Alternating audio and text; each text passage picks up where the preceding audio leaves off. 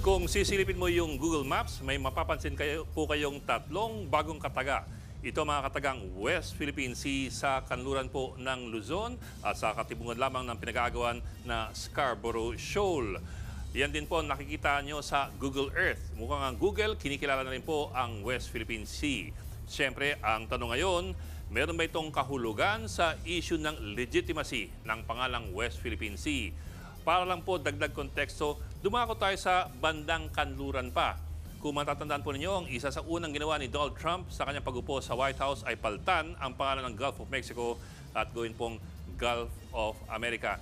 Sa Google Maps at Google Earth, ito po ang nakalagay. Gulf of Mexico pa rin, at, pero sa loob ng parenthesis, nakalagay po ang Gulf of America. So, ang Google, isang publicly listed company, nakikibagay din sa kung sino ang kasalukuyang nakaupo, local use. Kung sakali man, maring senyales lamang ito na mas nagiging katanggap-tanggap ang pangalang West Philippine Sea sa ibang tao. Ang Google nga naman ang pinakapopular na search engine sa buong mundo at napakapopular ang mga app na Google Maps at ang Google Earth.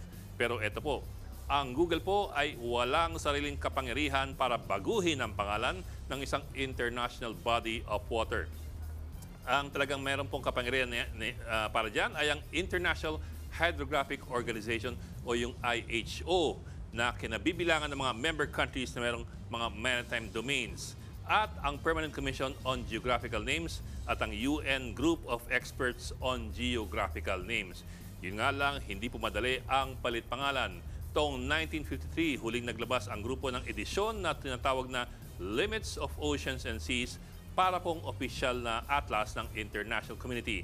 At bago mapalitan ang pangalan ng isang dagat halimbawa, kailangan may sang-ayon ng lahat ng bansa na nakapaligid dito. Pero dagdag konteksto lamang po, hindi po ibig sabihin na walang bisa ang pagbansag natin sa ating EEZ na West Philippine Sea sa pamamagitan po ng AO-29 noon pang 2012.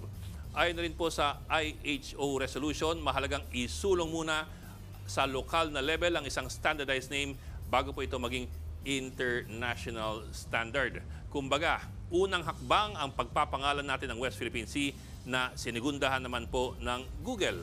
Yun nga lang, medyo malayo pa po ang lalakbay niyan. Pero isa na rin po itong panimula na ramdam ngayon pag sinabihan kang mag-Google ka naman dyan. Mga kapatid, Ed Lingaw po, maging maalam at may pakialam sa mga napapanahong balita sa ating bansa. Para sa mas malalimang pagtalakay at paghimay sa mga issue at headlines, tumutok lamang at pag-subscribe sa social media pages ng News 5.